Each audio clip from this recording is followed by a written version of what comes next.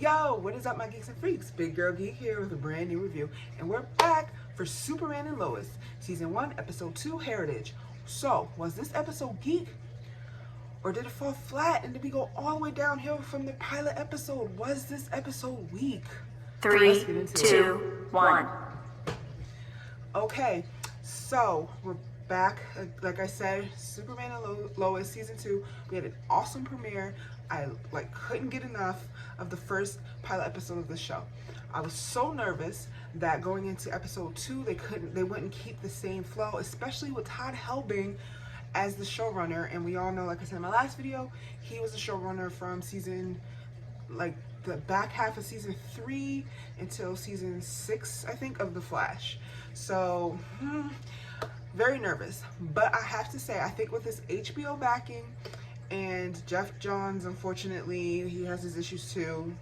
It's like the most evilest people are the most creative, and it just sucks. But with HBO Max, Jeff, and then Greg Berlanti, and all these people, Jim Lee, everyone backing him at DC and helping him put the show together, I think it's on the right path, because this episode 2, it did not, for me at least, my opinion, of course, stray. It was still great. It flowed right from season 1. We still kept the same cameras, same type of CGI effects and everything. The show looked amazing, like I was watching it on HBO Max, or if I was sitting in a movie theater watching it on a big screen. It felt like a movie. It still doesn't feel like a CW show. And they shoot in Vancouver right along with the rest of the Arrowverse, and it's like they even found better actors than what the other Arrowverse shows are giving us as far as guest stars and acting. And I have to say, Tuesday night, watching 8 o'clock, watching The Flash, and then transitioning and watching the Superman and Lois show, I have to be embarrassed for The Flash. I'm gonna have to be embarrassed for Supergirl, because the quality in these 2 episodes that Superman and Lois has given me is just up here. And also, it's going to be hard when Stargirl comes on, because Stargirl originally started airing on the DC app, which is no more, and they also have the HBO cameras and everything, and that looks like a completely different show than the CW. And I'm just like, I feel so nervous for the rest of the shows, actually. I don't know how they're gonna keep up. It doesn't even feel like it's in the Arrowverse, even though we know it's in the Arrowverse. And we know, hey, shout out, mention the Stargirl, Jay Garrick, I can't think of his name, and I'm like blanking on his name, which is horrible because I've met him. He's going to be on Stargirl. I have to, why is his name escaping me? I'm sorry. I met him. Is it John Wesley Shipp? Oh, that was gonna bother me. That wasn't even on the tip of my tongue.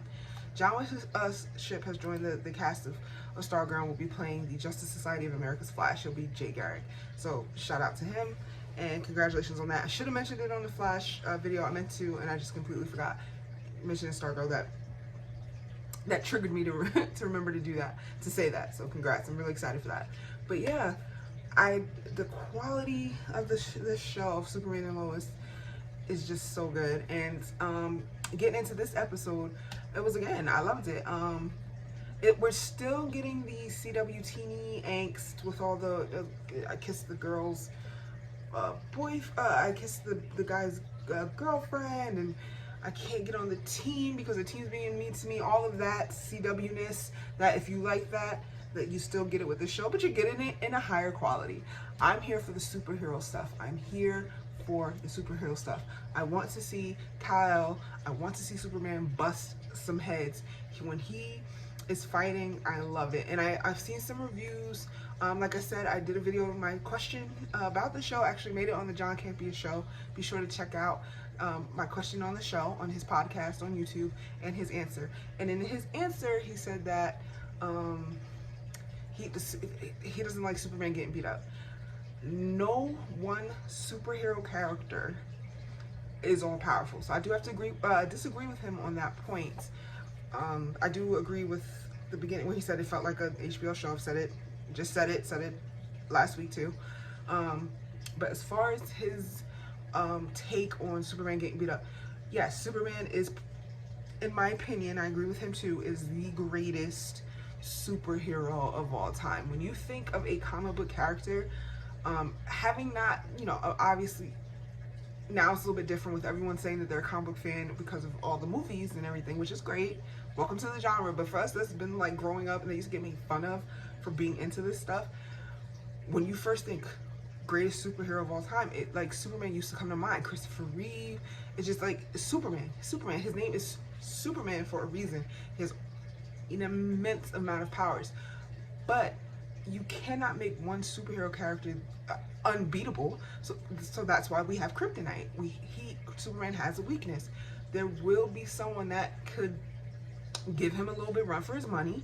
Darkseid, you know. There will be people that will know his kryptonite weakness and will make a suit out of kryptonite like Lex Luthor and weaken him, even though Lex Luthor has no powers.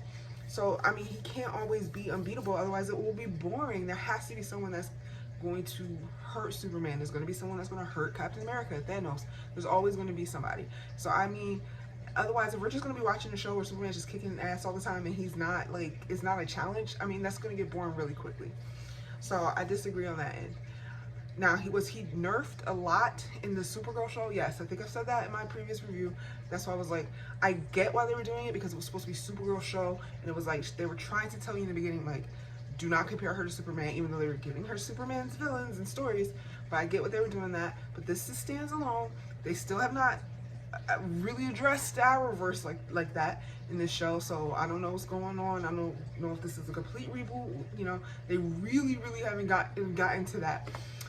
This Lex Luthor though is from a different Earth. On his Earth, we got our first look of, for this show at least, him in his black Superman suit. We see some of that before with was it Crisis on Infinite Earths? It was Crisis on Infinite Earths or Elseworlds. It was either, I think it was Elseworlds that he was in his suit on the Arrowverse crossover, the black suit Superman. So that's why of course Lex Luthor doesn't like him, and he thinks that this Superman, on our Superman, is going to turn evil, and that's why he's fighting him. And General Lane was with him on that, and Superman blew up their whole regiment. So we also got to see the fortress, which looks completely different than the fortress we see on Supergirl, and it looks 100 times better. And his son Jordan they're saying isn't going to be as poppin' as Superman, but we'll see what happens. But totally geeking out. I'm absolutely in love with the show. I love the dynamic between Clark and Lois. They got it spot on from the comics. I feel like she's saying, you go do your Superman thing, I'm gonna do my Lois Lane thing. She's the top journalist in the DC universe. I wish Iris was getting that type of play. She quit the Daily Planet. She's going to be taking over Smallville Gazette, their little hometown newspaper. If I had one criticism from Tyler playing Superman, I think personally when he's using his strength, he strains a little bit too much for things I feel like he shouldn't be straining on. When he was stopping that ship, I felt like that should have been nothing for him. We've seen Henry's version where he's like lifting whole buildings in the movies, so I kind of feel like it was like, we seen even Christopher Reeve just stopping that helicopter, one hand, had Lois in the other hand. He's doing too much of like straining. That's my only critique. But other than that, I'm nitpicking. I love it. He's doing a great job. I think Elizabeth is doing a great job as Lois Lane. What do you guys think of this episode and the show overall so far? Even though we're on 2 episodes, I hope they keep this momentum going. Let me know in the comments. As always, can't wait to discuss with you. So until next video, I am out of here. Big Girl Geek out. Peace. Hey, where are you going? You just watched a cool video. Subscribe.